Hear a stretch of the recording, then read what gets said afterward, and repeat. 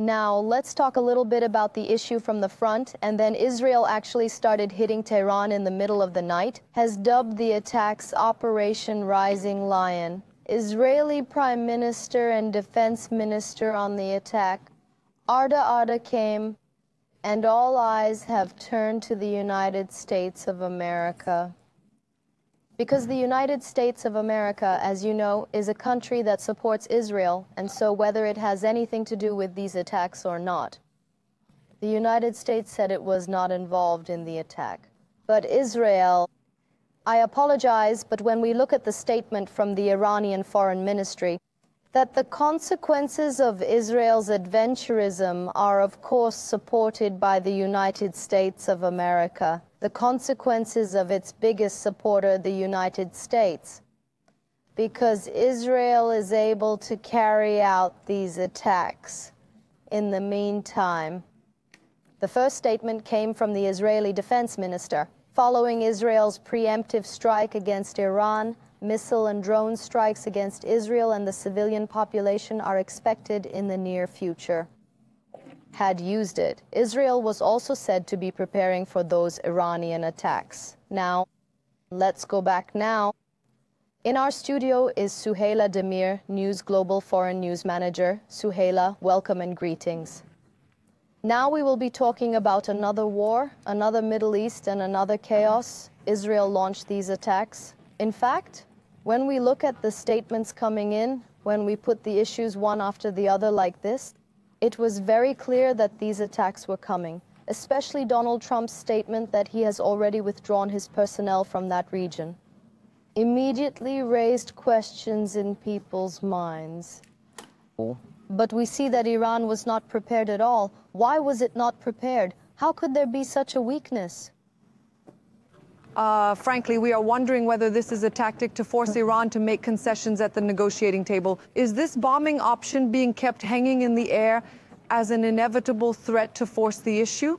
That's why this attack came when I was wondering if the United States was bluffing a little bit, but in the background, Iran has been warned by a friendly country at the last stage and has received the message that it is only a matter of time before Israel will attack. There was also news. We don't know who this friendly country is. We don't know if it is an Arab country or Turkey, but Iran was actually warned. But in the last statements of the pimp, there were statements like this. Maybe they were really expecting it. If Israel strikes our nuclear facilities, we will rebuild them all, saying that they were expecting this, that they took the risk and still caved in, that they would not bow down. And now, as of this morning, we now see that Iran has been dealt the biggest blow in its history by its sworn enemy, Israel. Look at the wave after wave of what could be described as a direct declaration of war, which put Iran in a very difficult situation. Will the answer be to declare an official war that can no longer be hundreds of such missiles, and accordingly an all-out war? Right now there are only statements, right? No direct steps, Iran. There is no direct step, but we are responding was used in the latest statement from Iran.